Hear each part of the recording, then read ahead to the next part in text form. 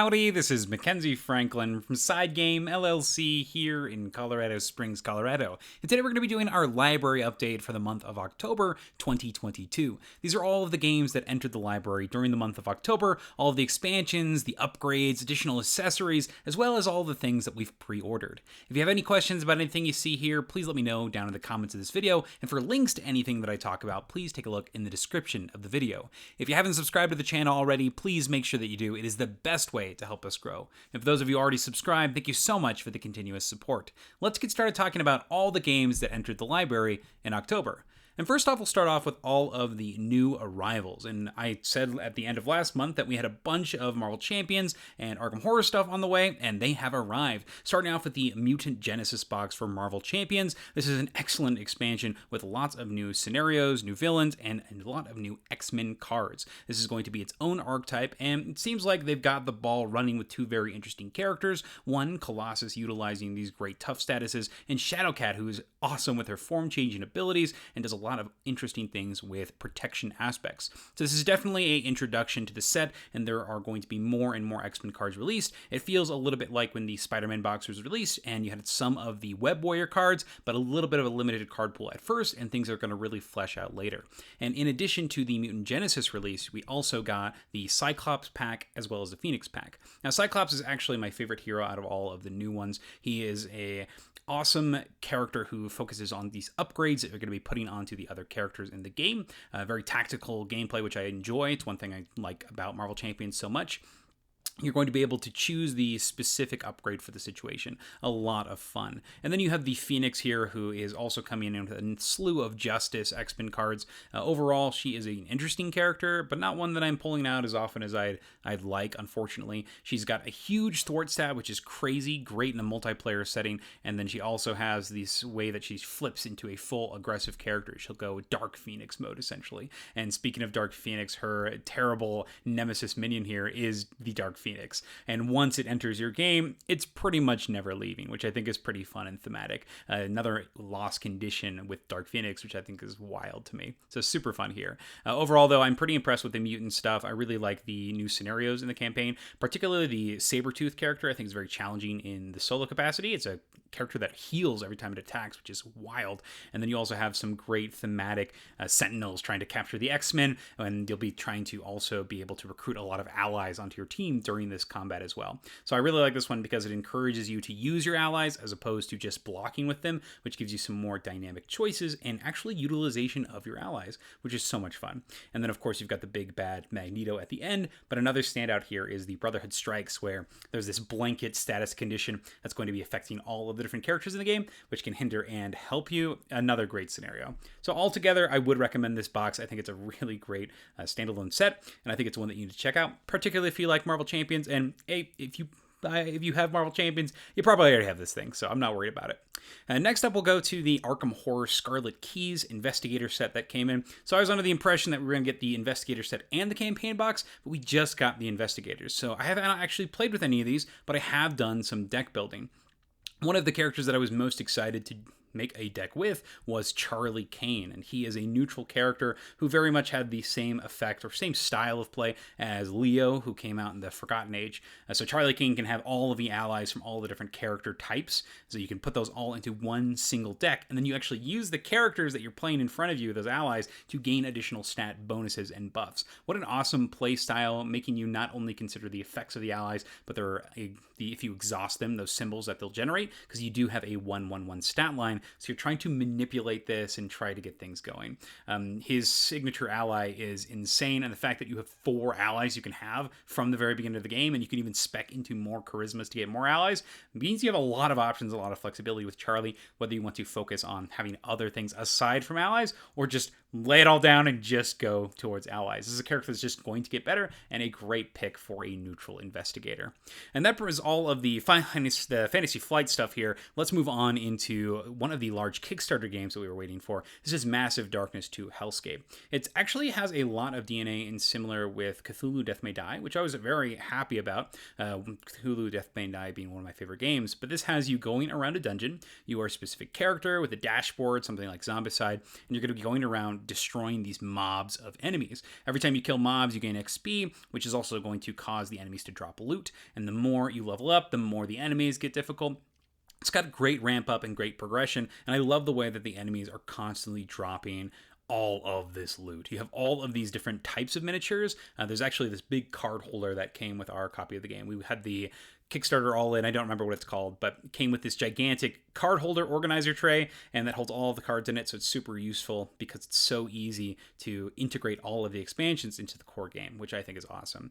Oh, you can see it here with the massive all in. This is one we got. Aha, the Gamegenic Quest Organizer, this giant card tray that does its job really well. So it's great one to just get out and start playing. You've got these scenarios that do escalate in difficulty, which I am a big fan of, and I'm really liking the longer scenarios of the game where you're going to be progressing, getting a lot of items. The enemies are getting really tough and nasty, and so you're having these big turns and these big defensive turns as well. It's a lot of fun. The last thing that I didn't mention is this game is very asymmetric. Each character has something that they do special, but they do keep that core combat mechanism of the game, of the dice manipulation through rerolls and just chucking handfuls of dice and gaining loot. For example, you have a rogue in the base game who has a bag building style that they're going to be doing with their action tokens in their bag, or you have like the tinkerers here where they're going to be able to actually create these characters that summon to the board. So a lot of variants, a lot of interesting choices to make with not only the character that you're going to take into the dungeon, but then each character has different level ups in that character selection. And so you're going to have a lot of time spent diving into the different characters, but also diving within those characters, which is something that I appreciate. So I'm a big fan of the Mass Effect Darkness 2 Hellscape, and I'm glad we got a copy. This is one of the better dungeon crawlers I've played. It's a one-shot, so it's not a campaign, but there is campaign option. So it reminds me of something like Death May Die or Too Many Bones, where you just play, have a great time, and when you're done, you've got a great story afterwards. The next game that came in was Clash of Decks Season 2. I really like this expansions. So the way it works is you have this small deck of cards. It's 8 cards, and that is your hand, and you're using your hand size as your mana that you generate for the turn. You're playing them onto the board, trying to take out your opponent's fortress. You have to do that 2 times to win the game, and the new expansions here just add new combos, new additional keywords, special abilities, and also storage solution for the entire thing. So everything does fit sleeved in the box, which is lovely, and you can also mix and match the sets if you want. The big thing here, though, is that you just have more additional sets of cards. So this helps out not only with solo play, with changing up the draft pool. I really like the solo mode of this a lot. You're going to be drafting your cards before you start playing, and that's like my favorite part, and then see if you can withstand this terrible gauntlet of enemies as they come down, because you have to essentially fight every single character that you do not put in your deck, which is so much fun. I'm a big fan of this one. I really like Clash of Decks, and I'm happy that they were able to offer the new expansions. Not the new expansions, but all of the expansions. They're all there on their website. What a great game. I'm a big fan of Clash of Decks. Next up, we have the Spirit Island Horizons of Spirit Island. This is an expansion for the game, but it's also standalone that you can find at Target. So if they had it at my local Target, I was able to pick it up, and it's exactly what it describes. It essentially feels like you're just taking the 4 core base characters that are on the simplest side from the original Spirit Island, and you've built a game around that only plays up to 3 players. They have a pre-printed board here that has 2 different sides. You've got the 2 and the 3-player side, so they've taken out all of the modularity really, and they just say, here, you can play Spirit Island there. It's a great production, actually. I think they did a really good job on making it so it's accessible, but it definitely still has all the nuances of Spirit Island. It's missing all of the expansion content, of course, but you can integrate all of the Horizons of Spirit Island spirits into your core Spirit Island game. The only big production difference here is they are missing some of the tokens for the characters, and the boards are a lot more flimsy, so I wouldn't say they're paper, but they are definitely not the hard cardboard you're used to in the original Spirit Island. So it is kind of weird and jarring if you get this, like, it feels kind of like a laminated sheet as opposed to the nice thick cardstock.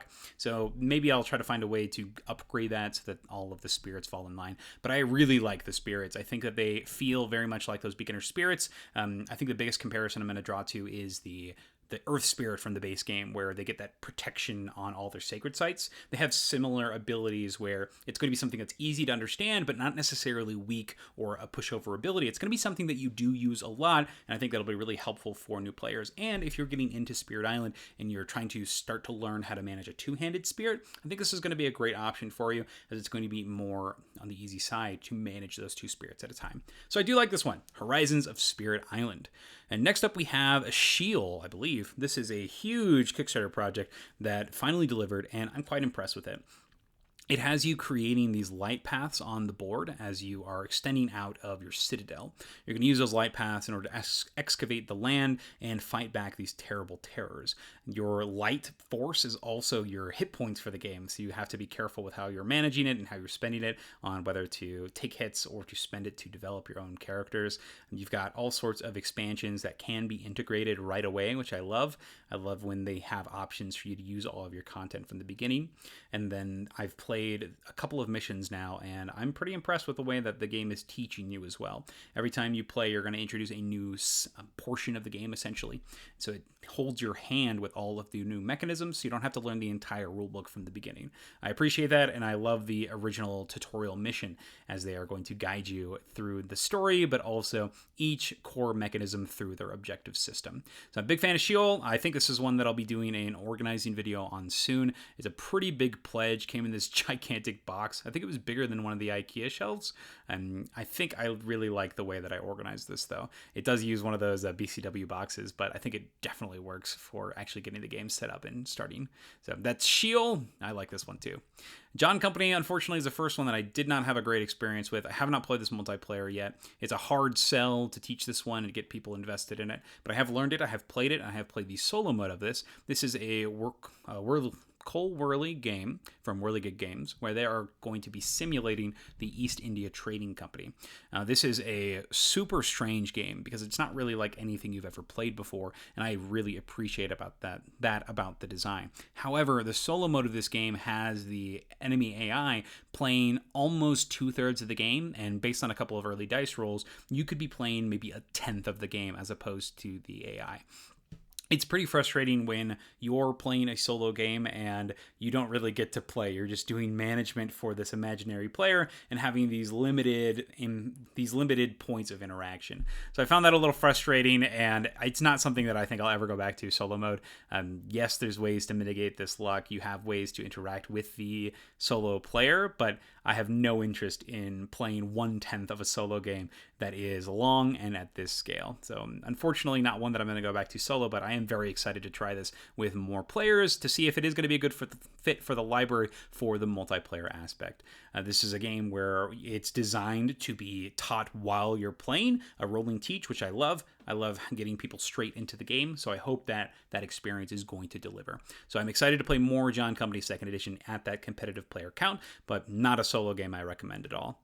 Next up, we have Mosaic, A Story of Civilization. I'm quite impressed with this one as well. Played another multiplayer game of this at 5, and it was pretty great. Very breezy, lots of competition. My recommendation for this game is play at that 4 or higher player count. You need that extra competition, pushing the game in the different directions and fighting for all of those limited, I wouldn't say objectives, but limited pieces, the wonders, the scoring tiles. Every single piece of this game is a competition. So I love having all of these options, but only getting to do one thing at a time and being so impactful. In addition, I really like how big the board spread is in Mosaic. You've got all of these different areas that you're going to be able to play with that 5 player count, just making for more things that you're constantly analyzing and thinking about. This last game we played, actually, we didn't have a third empire scoring, which was wild to me because people were just grabbing those objectives so quickly. And I think one player actually lost because we didn't end up having that empire scoring, and they had invested heavily in the military aspect of the game. Such a fun game. I really like Mosaic, A Story of Civilization. Not my favorite with low player counts, but great with a high player count game. Next up is Endless Winter Paleo Americans. I also played some multiplayer and solo games of this. Also put out an organizing video for this one. And this is a great game. I think it's really fun. The worker placement is very much on the simple side. You're using them mainly to track your actions. There is some first come, first serve basis when it comes to these little bonuses. But other than that, you're pretty much never blocked on your actions, which is nice. You've got a lot of freedom in the game. I do feel that the game really benefits from using the modular expansions. Luckily, the Kickstarter edition has room for all of them, and it's very easy to mix and match them, particularly the Ancestors expansion, as you can mix and match the different cards that are available, the different goals, and my favorite, the different animal sets. One thing that's really important in this game is that you generate passive income, particularly in the first portion of the game. You're going to be putting out these 10s and trying to generate income that way.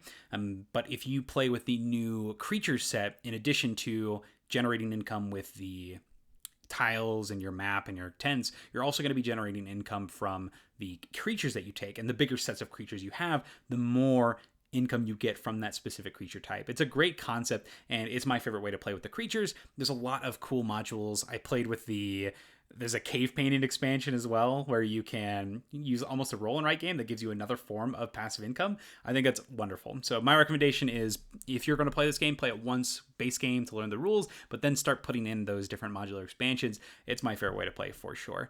The writing on the board is a little finicky. It doesn't happen very often, but I do think it offers actual real choices when it comes to building an engine, and I appreciate that quite a bit. I'm excited to try the Rivers and Rafts expansion next. Yeah, this is a great game. I'm excited to play more Endless Winter Paleo Americans. Next up, we have After the Empire. This is a tower defense game, very much so. You're building these plastic characters in front of you, and you have these invaders that are coming in as well, and you're trying to repel them by correctly assigning your soldiers to the different areas. Luckily, you're not stuck like that. Something similar like Hadrian's Wall. You choose where you're defending your castle, and if you just don't put them on the right side, you just get hit. In this case, you have some time between the different fighting rounds. You can send the characters around and have them move, reposition themselves, and be able to deal with these threats that maybe you hadn't completely planned for. I think this is great. It's very much a solo game when you are playing with that tower defense phase, but the worker placement is pretty stressful. And they also included a solo mode in the newest printing that works extremely well. Really low setup and really low overhead. It's a game where you're still playing mostly your game, which I really appreciate, but that AI is going to be blocking spaces and spending money just like a normal player would. So I really like After the Empire. I think that it simulates this tower defense well, and the pieces and components work perfectly for it. Next up is ISS Vanguard, another game that I'm enjoying quite a bit. I have finished 7 missions at this point. I got to that big portion. If you've played the game, you know what I'm talking about. Lots of cool stuff happening in this game. My favorite portion is the exploration itself. When you get onto the planets, you use a dice manipulation game to move around and explore, complete tests. When you recruit new characters, they can turn specific symbols into specific other symbols. So you are trying, when you go to each planet, to be able to create this crew that's going to be successful on the mission. And it's up to you how much energy and resources you want to put into preparing for this mission to have assembled the perfect team. There's obviously wiles and other ways to mitigate potential disaster, but I think that exploration portion is a lot of fun. I like the different sections, the different feels that they have. The one thing that I am not sure I'm completely comfortable with yet is the book. So there's a big binder that you're going to be using for, I would say, most of the game. Most of the game is going to be spent in that book. This is a flip book that has lots of sleeve pages, and you are going to be managing your ship here. That book is your ship. And so if you get new resources, you'll slot them in. If you are creating these projects and developing your ship, you are moving them from card to card. You're putting them on like a production line. You're also using the book to store crewmates, their health, and it has most of the rules and steps of the game are in the book as well. And so it does feel a bit to me every time I play this that I'm in this book a lot. It feels like I'm almost perpetually setting up the game. It's a strange phenomenon, honestly, where you start playing and you read and you're reading step by step, and I feel like I'm just like in the setup page of a rulebook for a long time. So I'm not sure how I feel about this setting. Once we get to the planet, things start rolling and you get to explore, and I'm having a lot of fun, but I feel like I kind of come to a stop when I get back to the shipbook. It is interrupted with these great decision points of managing your resources, deciding how you're going to spend your actions on your ship, your limited time, where you're going to do your research, what projects you are going to invest in. And that's a lot of fun to me, but I do find it's such a weird phenomenon. I think it's something that you have to try to really experience it, but if that's not something that interests you, maybe this is one that you shouldn't give a try. But I do think that the concept itself is very novel, unique, and it's one that I am excited to play more of. So ISS Vanguard is a blast, another hit from Awakened Realms. I do prefer this to Tainted Grail, but it's nowhere near as compelling and as engaging as something like Etherfields is. When I play Etherfields, I feel like I'm just constantly playing the whole time, and I'm done when I stop. I don't feel like I ever stop playing Etherfields, which is such a great feeling. Next up, we have Vengeance Roll and Fight. This is exactly what it sounds like. You are going to be on a spree. You're taking your character who has a bone to pick with some gang boss. You'll drop in, roll your dice. You have a limited amount of time until either the pool runs out, or if you're playing solo, like 30 or 45 seconds. You'll roll the dice, allocate them to your special abilities, and then use those special abilities after you've rolled the dice or you've spent all the dice to run around the complex and start taking out people. I actually really appreciate this system in general, and it's something that I think that other games that are in this genre should strive to be. It gives you the real-time section with the dice rolling and that franticness, but your decisions really matter leading up to that. You're going to have a lot of points during the almost like the maintenance phase of this game for leveling up and upgrading. You're constantly presented with a choice on how to spend level up dice. You're getting stronger and stronger every time you take a round or you finish a round, and so you're getting more abilities and more actions and more options and choices. It is a little weird at first when you're playing a new character. You've got to figure out what your abilities are, what your character has to offer, or the different items, and it can be a little stressful when you have such a small, limited amount of time to roll dice and be like, oh shoot, what's my ability here? But I love that you get to choose which abilities, and you can even pick passive abilities that don't require dice, so it's not going to put that additional stress on you. So you can take as much stress as you like when you're playing this game, and I'd like to see Project Elite do something like this. I think the more that I play other games in the real-time space and something like Project Elite, I realize that Project Elite is missing that sense of progression and leveling up. There's no real journey that you take as a character throughout the game, but the game itself does with the pressure of enemies. So I feel that that's what that game is missing, and it made me reflect a little bit on why I like Project Elite and why I like Vengeance. So I really like Vengeance. I think it's a great system, and I love the progression and that leveling up throughout. So I recommend this one as well. Next up is SkyMines. SkyMines is one of the best games I've played in a while. This is a reprint of Mombasa. Its system of card management is wonderful. This reminds me of something like Terra Mystica, where you have very simple resources and very simple actions, but the implications of these actions are huge, game-changing, and something that trickles throughout the entire rest of the game. It's a stock management game where you are going to be putting out different companies onto this central board, and based on how much you've invested in that company and how much of that company is out there, you're going to get a big payout at the end of the game. So you're trying to increase the strength of these companies. There's bonuses littered throughout the game. Every time you push out a company, you'll get something for it. So there's always incentive to do so. But at its core, the card system is where it's at. You're going to have this hand of action cards. You'll put down a certain number of them each round, flip them up, and then every time you use one of your action cards, you flip it face down. And there are certain actions on the board that require you to have the most of certain majorities, so you can wait your time out and potentially snag some of these majorities based on who's flipping over what cards at what specific time. There's some great tension here in timing. You also are going to be, after you're finished using all of your actions, you will choose one of your discard piles above your board to add to your hand, and then you'll take the rest of your cards and put them into separate discard piles. This is awesome because you are always planning for future turns, and it's so satisfying to pull back a giant discard pile that you have been setting up for the last couple of turns and then lay it out and have this incredible action you've been planning since the beginning of the game. It's also really interesting because as soon as you take your powered turn with all those cards, you have to split them all up, and there's no way you're getting them all back, so you'll probably only ever have a single hand at the same once. So every hand you play is going to be unique throughout the entire game. I love this experience, and I just want to play more SkyMines. This is a great game. Real talk, I think I might bump my rating up, actually. I think I'm going to put that up to a 9. This is a very good game. So I'll make that fix right now. SkyMines is incredible. I want to play more SkyMines.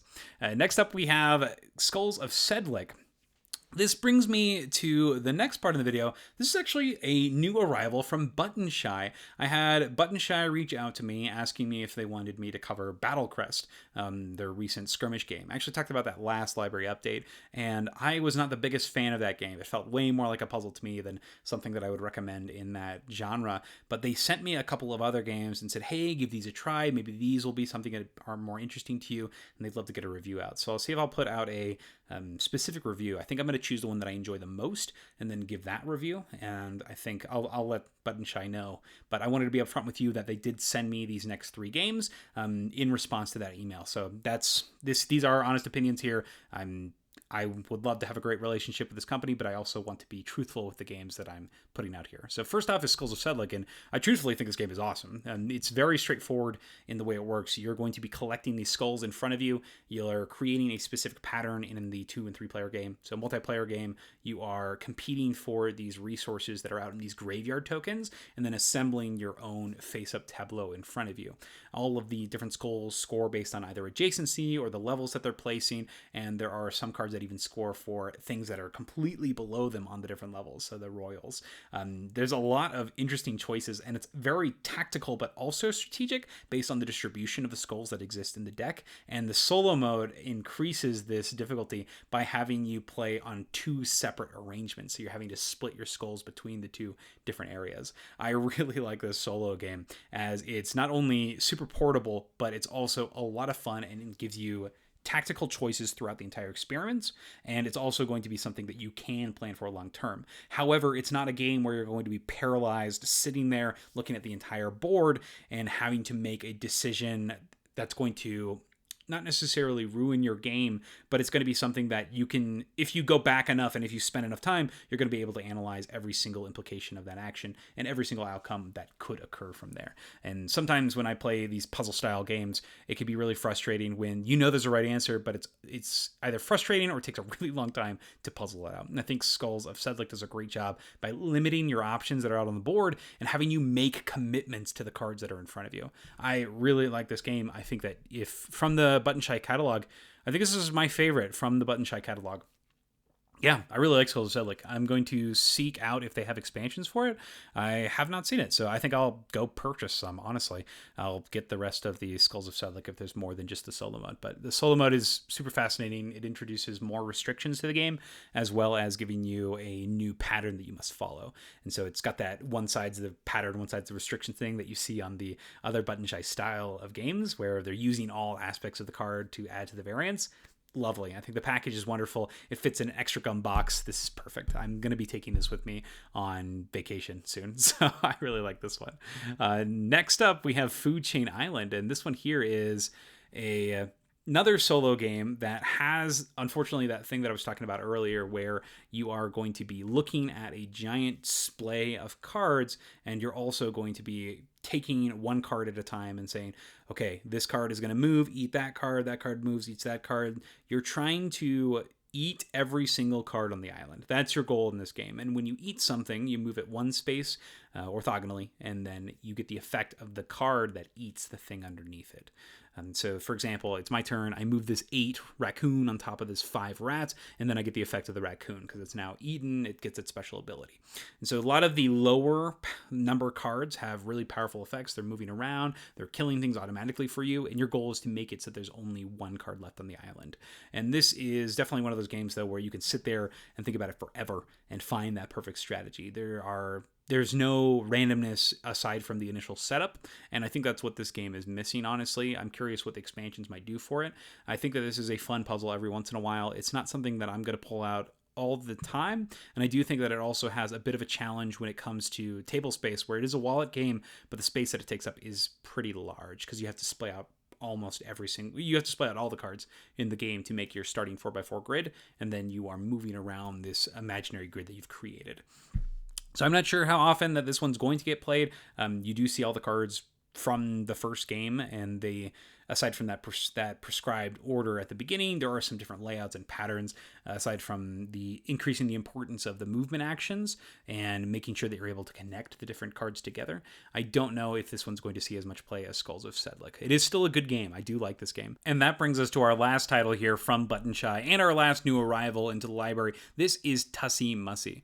Tussie Mussie is one that I was a little bit apprehensive for, going off of that name recognition, Elizabeth Hargrave, and the Button Shy line. The theming of this game, though, is lovely. You're going to be collecting flowers, passing them to each other in an I split you choose mechanism. Now, as mentioned before, I was a little apprehensive because on your turn, the only choice that you're giving is you're giving one card face up and one card face down. Your opponent can choose either of them based on the tableau that they're creating in front of themselves. You'll play a game of 3 rounds, and at the end of 3 rounds, whoever's created the most points wins the entire game. So each round consists of you collecting these 4 cards in front of you and then scoring based on them. I may do a review on this or Skulls of Sedlec. I'm not sure which one I want to do yet, but from the start of this experience as playing, I was understanding the implications of my choices. You have a constant tactical choice in this game. The I cut you choose is actually a lot more deeper than it seems, because there is a difference between the cards that are face up and the cards that are face down on the text of the cards. The ones that are face up are called your bouquet, and the ones that are face down are called keepsakes,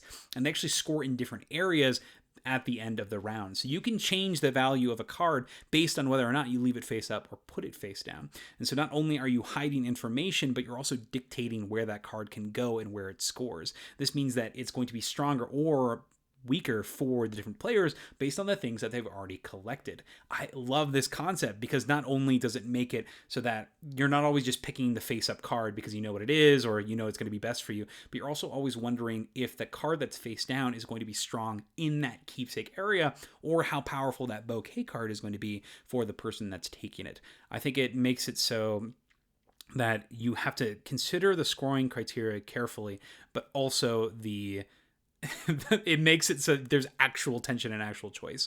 I was quite surprised at the decision space in such a simple action. So I really enjoy this one. It's got a great solo mode. It's very portable. I think this is going to be with Skulls of Sedlec in my travel stuff this next coming month. And yes, it's going to have some luck to it. Yes, you're going to have to learn some of the cards, but overall, I really like this game. It's up there with Skulls of Sedlec. I think these are my favorite from Button Shy overall. So that's Tussie Mussie, another game I was really impressed by Button Shy. And that brings us to all of our upgrades. And only a couple of upgrades this month. We got some more SpellGrounds Playmats for the library. We've had a brown one for a while that we play a lot of small card games on, but I wanted to get a couple of more colors. Sometimes brown is not necessarily the most appealing color for other games. So we actually picked up these three. We picked up the light blue, the white, and the dark blue, and then we also picked up a beige. So that way we have a variety of these small playmats for the small card games. I love the way that these feel. Everything feels just super nice when you're sliding them around, and these are back from my Yu-Gi-Oh days. Yeah, just nice quality mats. I really like these. And then on top of that, we also got more playmat tubes. These are from Amazon. Once again, links in the description for everything that I talk about, but these tubes are awesome. I love that they are extendable. You can customize the tops, you unscrew them, and then you can also put the art of the game, so it's really easy to find them. And they are extendable, so you can fit any playmat size. They come in 2 packs most of the time, and we actually got some colored ones as well. We got some white ones, we got blue and yellow, because they're actually cheap right now, which is awesome. So you can store a lot of games. And as you saw, we got a bunch of big Kickstarters in, so we made sure that we were able to protect all those tubes. So I think we needed 7 more, which was kind of absurd, but we did get rid of a bunch of games that had big playmats as well. So that means that we had some room for them. So that is all of our upgrades. Those are the SpellGround Playmats as well as the Playmat Architect tubes. And that brings us to our last section, all of the pre-orders. These are going to be the Kickstarters, Game Founds, and backer kits, so all over the place this time. We had Wonderland's War, Shards of Madness. I talked about this in Corporate Cardboard. It's basically a new set of cards that you're going to be using for the game, and they are going to replace all the Wonderlandians. You're also going to get these Crumpet starter cards. So you have a variable setup, new shards, a new forge card. You're also going to get a new rings for the game, so that way when you get a character, one of the miniatures, very similar to something like Blood Rage, you can attach a ring to it, so it's really easy to see who owns which characters. There are also these spin down dice that are going to be used instead of the little tokens for the strength of your leaders. But the thing I'm actually most excited for is the Shards of Madness expansion itself. Just an extra set of visitor cards is going to increase the variability. I wish that they would make more things like this for other card games that have this system of plug and play nature, and I think this is a perfect implementation of it. So I'm very excited to play more Wonderland's War. We also got the new expansion for Dune Imperium Immortality. We had to order it from Direwolf themselves because it does come with a pre-order promo card, Peter DeVere. I love Peter's card in the original game, so I'm curious to see how well he plays in this new one. And this one in particular, it's really hard to order the pre-orders from my local game stores here in Colorado. I have such a bad time with it. I try to call them and I'm like, hey, if I order this from you, will I get this promo? Because they should have like a partner program. There's a partner program thing where you can get this stuff, but they never can say, oh yeah, we can get those. So I can't risk it. I want these promos. They're so cool. Some of the promo cards, like the ones from the big box, were incredible, or the ones from the Rise of X expansion. It's got an extra signet ring on it. So strong. There's some great stuff in here. I'm excited though for this expansion in general. More Dune Imperium is excellent. This looks like a little bit of a smaller expansion overall, but it adds an entire new board, new facet to the game. So I'm curious if this is one like Rise of X, where it's going to be one we play with all the time, or if it's just going to be one that gets played every so often. But that's Dune Imperium Immortality.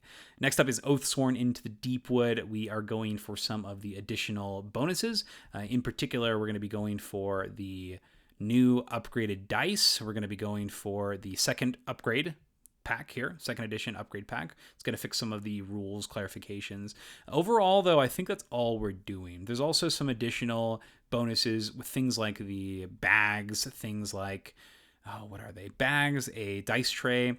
The dice tray in particular, it's a leather one that has these sides. And most of the time when we've used these, it's been a little bit of a nuisance. The dice will get stuck on the sides like that. But I do like the premium dice set. That way every character can have their own dice around their area. And they look really nice as opposed to just the original ones. And these metal dice, look at these. Oh my gosh, so cool. I really like Oathsworn and I want to play more. So this is going to be great. It's just more Oathsworn. Let's take it and just upgrade that experience. It'll be fun when they arrive. Next up, we have the new Marvel Champions Hero Pack. This is Gambit. We have a video on our channel talking about our live reactions to it. A new character that's full on a thief. That means that they're going to be able to do a lot of actions in alter ego mode, which is super fun. I am curious to see how this will work in the solo capacity because to use that thwarting ability, you need to be an alter ego, which is strange because that means that the villain could potentially, while you're thwarting, complete the scheme by just doing a scheme to the main scheme, which is kind of scary. So I'm curious to see how he'll work in the solo mode, but I really like how some of his cards are scaling in their difficulty. Not difficulty, they're scaling in their power based on the charge counters. Remy's whole thing is he can collect these charge counters every turn, and when he does an attack, he can spend them to get additional damage on that attack. This one's my favorite card, the charged card. You can spend as many counters as you want to give the card special abilities on top of the extra damage. A lot of fun, reminds me like a relentless assault with a lot more flavor. Next up, we have another expansion for Arkham Horror, the card game, Fortune and Folly, another scenario pack for the game, and honestly, I have not looked into this too much because I don't really like to. This is just another expansion for Arkham Horror, the card game. The scenario packs have been some of my favorite expansions of the game, and I like to go in blind on them so that I can just experience the story and see how my investigators deal with it. And then after that, I can talk a bit more critical about it and see what's going on. But that's another awesome product from Arkham Horror, the card game. Next up, we have a bit of a weird one. This is the Iron Maiden CMON promo pack. This includes things like On, Cthulhu Death May Die, Massive Darkness 2, Rising Sun, and Zombicide. It's promos for all of the Iron Maiden mascot characters. So you have all these different versions of Eddie there. Now, I actually don't listen to any Iron Maiden, so when this was announced, I started listening to it, and there's some pretty good stuff in there. You can definitely tell it's almost the origins of this heavy metal, which is super fun. Had a good time with it, so it was a cool experience to go through. The promos themselves, though, they come with a variety of different monsters for things like Death May Die and Rising Sun.